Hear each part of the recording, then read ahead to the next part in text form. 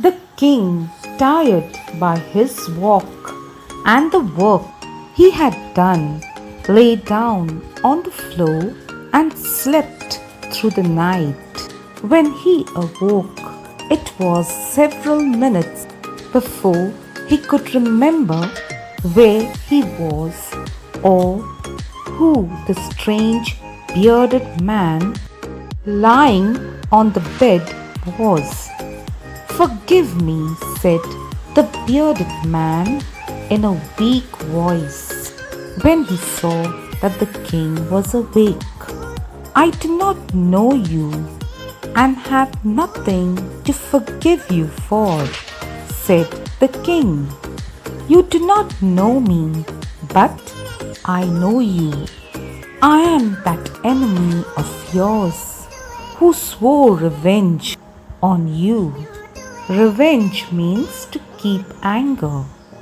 "Because you put my brother to death and seized my property." To seize means to take away.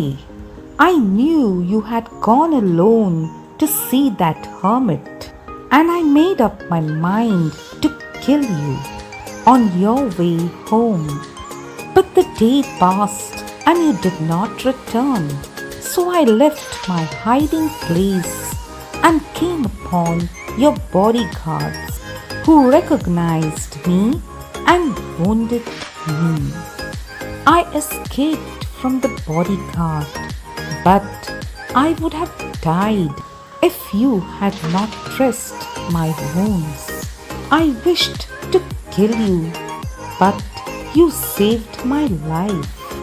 Now, if I live, I will serve you as your most faithful servant and will order my sons to do the same. Forgive me." The king was very happy for having made peace with his enemy so easily and to have won him over as a friend. Here, the writer says that the king forgave his enemy and was very happy to befriend him. This is one great quality, my dear students, that each one of us must possess. We must forgive our enemies. He not only forgave him, but said he would send his servants and his own doctor to look after the man. And he promised to give back the man his property. Leaving the wounded man, the king went out of the hut to look round for the hermit. Before going away, the king wished to get the answers to his 3 questions. The hermit was on his knees, sowing seeds on the beds that had been dug. The king went up to the hermit and said, "For the last time, I beg you to answer my questions." "You have already been answered," said the hermit, still bending down to the ground and looking up at the king as he stood before him. "How have I been answered?" asked the king. "What do you mean? Do you not see?" replied the hermit. "If you had not pitied my weakness yesterday," pitied means to feel sad, "and had not dug these beds for me, you would have gone away, and that man would have attacked you, and you would have wished you had to stay with me.